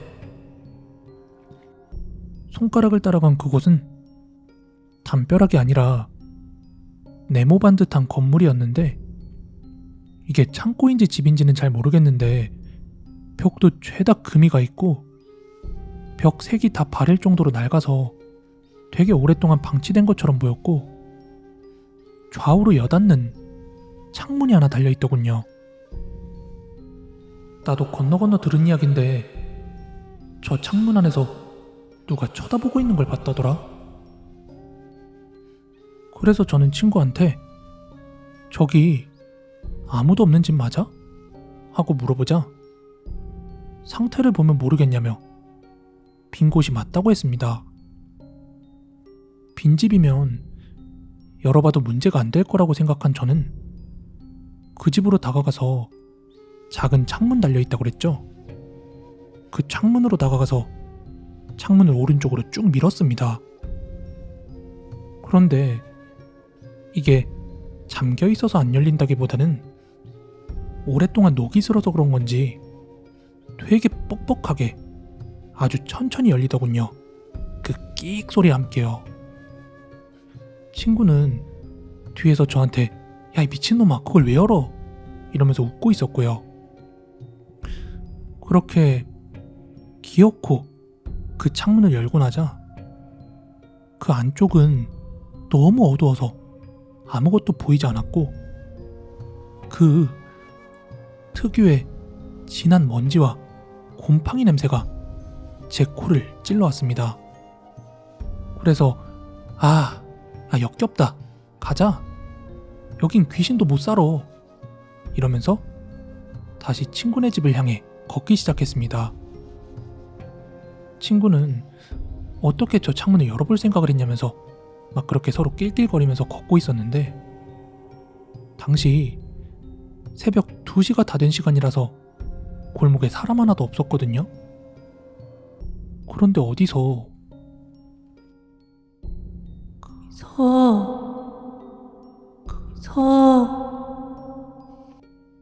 이런 소리가 들려서 본능적으로 소리가 느껴지는 뒤를 향해 고개를 돌렸는데, 아까 그 건물 앞쯤에서 어떤 여자 하나가 저희랑 같은 방향으로 걸어오고 있는데, 그걸 보고 저는 좀 소름이 돋았습니다. 왜냐하면 만약에 그 시간에 집 들어가는 여자라면 데이트가 끝났거나 아니면 친구들이랑 놀다 들어가거나 아니면 회식 같은 게 끝났거나 그런 여성분들일 텐데, 손에는 핸드백도 하나 없고 당시 겨울이었는데 옷도 엄청 얇게 입은 데다가 제일 소름 돋았던 게 신발을 신고 있지 않았습니다.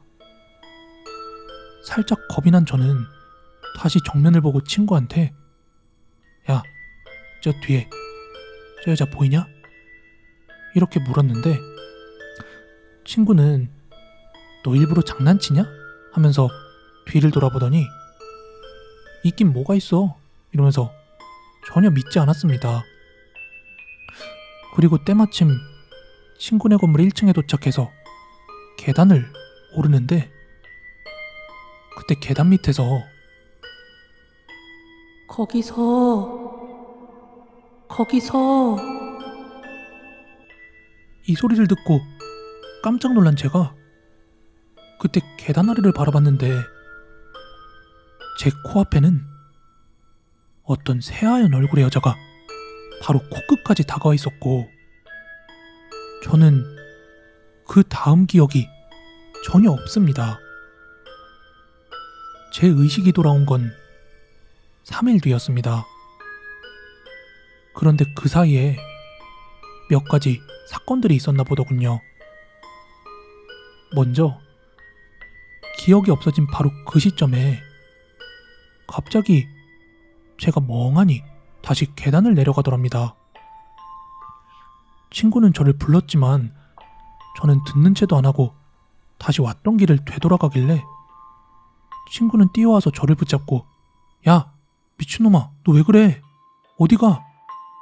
이렇게 말하자 제가 갑자기 사거리 중간에 대자로 뻗어 두루눕더니 되게 여성스러운 이상한 웃음소리를 내면서 나 얘 죽여도 할 말 없지? 조금 있다가 차가 지나갈 거야. 그리고 얘 밟을 거야. 그럼 나 그때 나갈게. 만약에 제가 진짜로 연기를 하면서 장난을 친 거였으면 친구도 조금은 어색함을 느꼈을 텐데 그때 그 눈빛과 발언들이 그 느낌이 너무 살벌했다고 합니다. 그러면서도 계속 말도 안 되는 욕설과 음담패설 같은 말들을 막 해대길래 친구는 제가 귀신이 들린 것 같다고 본능적으로 느꼈대요. 그래서 핸드폰으로 주변에 점집 같은 걸 뒤져서 가장 가까운 곳으로 저를 꽉 붙잡고 그쪽으로 향했대요. 그런데 무당집 들어가자마자 저랑 무당이랑 막 욕하고 싸웠대요. 그러다가 제가 뭔가 다시 원래대로 돌아온 것처럼 보이는 순간이 있었는데 그러자 그 무당은 저거 지금 장난치는 거야. 저거 진짜 독한 년이야 저거. 그러자 제법이네? 하면서 또 제가 막 깔깔깔깔 대더랍니다. 아무튼 그 무당이 하는 말은 의료로 치면 친구한테 초기 대응을 되게 잘했답니다. 만약 저를 내일 데리고 오겠다고 뭐 한숨 자기라도 했으면 아마 진작에 사단이 났을 거래요. 저는 엄마한테 집에 들어간단 말을 해놓지 않은 상황이라서 그 무렵 엄마한테 막 전화벨이 울리고 있었고 전화를 대신 받은 무당은 엄마를 당장 여기로 오라고 불렀다네요. 그렇게 부모님 두 분이 모두 무당집에 오시게 되었고 친구에게는 이만 들어가 보라면서 용돈을 쥐어 돌려보내셨다고 해요. 그 후 저는 거의 몇 시간에 걸쳐서 퇴마의식을 진행했다고 해요. 부모님이 말씀하시길 퇴마의식이 끝난 직후에 저는 마치 혼이 나간 사람처럼 얼굴이 아주 창백했다고 합니다. 쟤 아마 하루 이틀 제정신 아닐 거니까 잘 살펴. 무당이 그렇게 신신당부를 했고 부모님께서는 제가 혹시라도 잘못되지 않을까 계속 옆에 붙어서 관찰을 했다고 합니다. 그런데 정말 다행히도 3일 뒤 저는 온전히 제정신이 돌아왔는데 그간의 일들을 친구와 부모님으로부터 듣고 나서야 알게 되었습니다. 들으면서도 참 믿기 어려웠지만 저는 제가 정신을 잃기 전 그 마지막 순간에 그 여자 귀신의 얼굴이 아직까지도 기억이 납니다. 그래서 그런지 무서움과 동시에 생각하면 아직도 화가 납니다. 지금 그때 귀신을 봤던 그곳들은 전부 재개발이 되어 사라지고 없습니다. 오늘 준비한 무서운 이야기는 여기까지고요. 가시기 전에 좋아요, 구독하기 버튼 꼭 좀 한 번씩 부탁드리겠습니다. 여러분께서 직접 겪은 이야기 혹은 알고 계신 이야기 아래에 보이시는 이메일로 많은 제보 부탁드립니다. 저는 내일 더 무서운 이야기로 찾아오도록 하겠습니다. 감사합니다.